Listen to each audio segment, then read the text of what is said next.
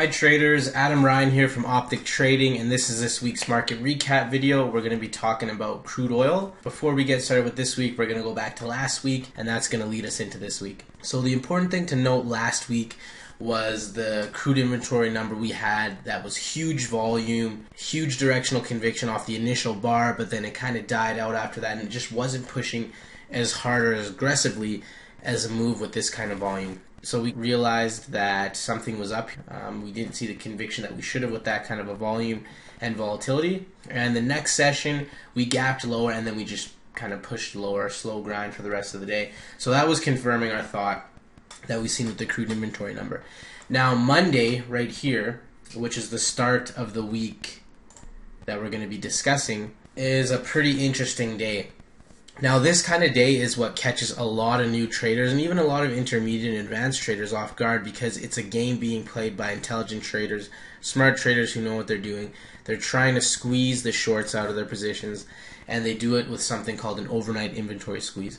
Now an overnight inventory squeeze is when 100% or a very high percentage of the trade being transacted is below the close in this case, or it'd be above the close if it was the longs. So we have 100% net shorts overnight, and you got to realize that the traders who are transacting trade overnight are not the hedge funds and institutions. They're the weaker traders, okay, because there's not enough liquidity there for the big guys to be trading overnight.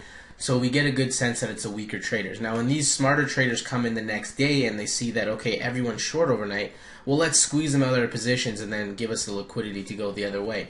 So what happens here is we gap lower and we're thinking, okay, well, it's in line with our hypothesis from last week. We didn't see the volume coming. We had another down day. We're expecting, yeah, we're going to go down. And then this is what catches traders off guard, because you gap lower, then you get a huge push up in the initial 5-minute bar, then it pulls back, it defends the open. This is key. It snaps back and it defends the open. So we have traders coming in here defending that price, pushing it higher, and they squeeze out a lot of shorts.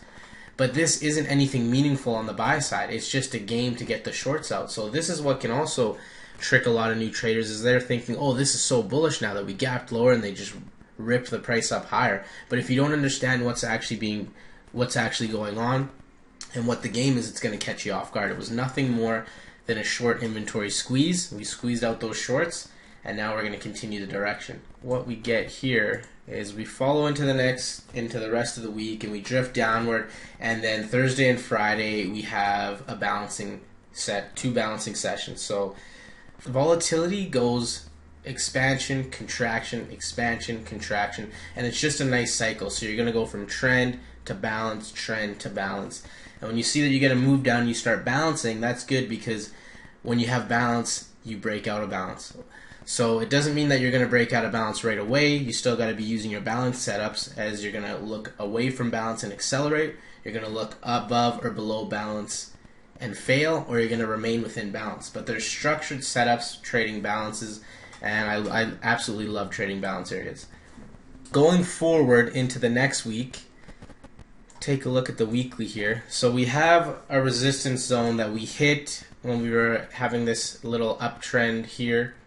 We reversed back, came to test it again, and failed. So this is a market reversal. This is a pattern for a market reversal. It doesn't mean that we're going to fully reverse all the way back to the 30 level, although we can. But we have an excess low in here, so we want to see what happens when we get to that area, if we get there. But right now it's still looking like we're moving to the downside based off the weekly chart, which is our intermediate time frame chart. And that's going to be something to note going forward as our intended direction. Now we have this area right in here, which is a nice excess low. So we're going to be wanting to watch that on the downside as well. Now if we start balancing and we break out of balance, this level is so close that we may have the momentum in the stops get hit to just plow right through this level and start a nice trend. So we got some good setups here that we can pay attention to for the week to come. I hope you guys enjoyed this market recap video. If you did, please like the video, subscribe. I'm going to be coming out with more content more regularly, and thanks for watching.